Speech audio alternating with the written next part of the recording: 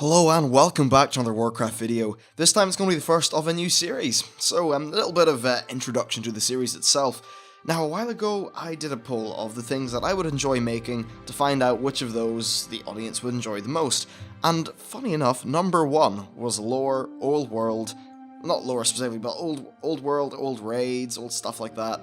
Just to give, I suppose, a retrospective look at it all, find the cool bits, and stuff like that. Now this series will contain both leveling zones like this video, and it'll also contain raids. In the raid videos I plan on going through all the different bosses, the lore behind all of them, talking about transmog, and all the interesting things that we can get out of every raid. Now this time it's going to be about Redridge. Why Redridge? Well, I just leveled my monk through there, and it just struck me as one of the most well-grounded and fun zones that I've had in such a long time. I've enjoyed this far more than anything in MoP or... Yes, than anything in MoP or Cataclysm 85, or 80 to 85. I'm just really loving it. So, where is this place for all you crazy horde people who don't know? Well, it's east of the Elwyn Forest, and it's where most humans will go from level 15 to 20, right after they've been to Westfall. Unfortunately, Westfall does end at a really bad cliffhanger, but you're put in here and it works out very well. So in terms of the quest flow, you start off in the west of the zone, just doing a few sort of miscellaneous things, and then you get finally to Lakeshire. Lakeshire is really the main hub, sort of town of the place, and what I really like about this zone is that it does a good job of having the kind of mainline story quests with Lieutenant Keishan, who's essentially John Rambo.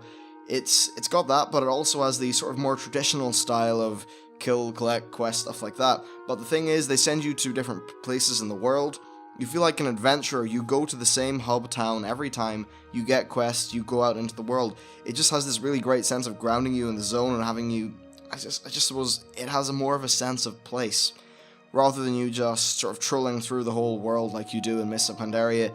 Like, Lakeshire feels like a place, and it's nice, and it really does benefit from that. So in terms of interesting quests, well, I'm just going to go for the entire Lieutenant Keishan line. It is absolutely fantastic. So pretty much the guy is John Rambo, and the reason we know this, well, look at his headband. He fights with a knife and bow. Some of the quests that he gets, one of them is it's pretty much a direct representation of one of the scenes in Rambo 5, and his story has many references to the Vietnam War and stuff like that, so it's pretty cool actually. And in terms of mechanics, this quest has got plenty of interesting mechanics and different things to keep it varied. And what I do like about this zone as a whole is it does have a decent mixture of the more mechanically simple quests and then the more gimmicky quests. And the gimmicky quests are, for the most part, pretty well used. It's nothing like, say, the one in Pandaria where you had this big gimmick quest about kicking pumpkins. That was just silly. Here, it makes sense. And I just think it's good. It overall gives you a very cohesive experience. It's very fun. The gameplay is constantly changing. They add in new mechanics, new things. And you have all of this, and then just to sort of break the monotony of OMG mechanic story stuff, there's also other quests to do. And as for the zone itself, I really like it in terms of its like aesthetic and feel. It's quite idyllic, which is nice. And it's funny though, coming from Pandaria to that, you really do notice how much lower res textures and stuff like that are, but it doesn't really matter. It's got that nice relaxing music, and overall I just think it's a really nice chilled out zone to be in. So let's talk about the actual place itself. So really you'll start off with the three corners, and then Lakeshire is up to the north. And above that there are canyons full of orcs and gnolls, and then over to the east you have places like Aether's Mill and Stoneguard, which are also crawling with orcs. Lots of orcs, lots of gnolls, and quite a few murlocs in this zone. To the south of the zone is perhaps a little bit less eventful than most of it, but it's only really there for a few quests. One or two of those quests, however, are pretty damn cool Keishan quests. Now, in terms of lore of the story, lore of the zone, well, there really isn't a massive amount of lore for this place in comparison to some of the other regions. In the First War, it was quite the buffer of Stormwind. Therefore, it was pretty much ravaged by the first Orcish horde who came through the Black Gate. And the Black Gate? Whoa, this isn't Lord of the Rings. The Dark Portal. Warcraft 1 actually had pretty good lore, funny enough.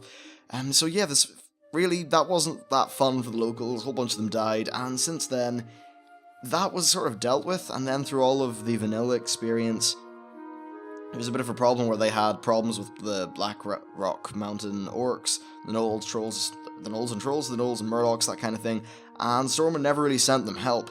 Well, a bit of a change with Cataclysm is now it actually does feel like you're going there, you're getting crap done, you're cleaning things up, and you're fixing up the zone, which is nice.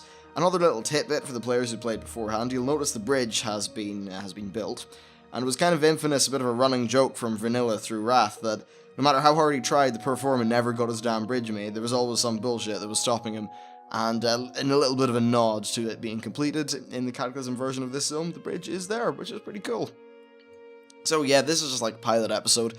I will be doing raids, dungeons, stuff like that, and I just think it's nice to give people a look at the old zones and appreciate some of the things that are in World of Warcraft, because they're pretty damn interesting, actually. There's lots of nice stuff in this game that's not endgame, and especially for those of you who perhaps don't have a raiding schedule or something like that, there's more things to do than LFR and some of the max level things, which obviously they get tiring after a while, especially since the time style doesn't exactly have as much structure as I think some people would like. But yeah, that's it. Leave any comments or feedback in the thingy in the bottom, also known as the comment section. And if you liked it and all that shit, like and subscribe. Thanks for watching, and I'll catch you next time.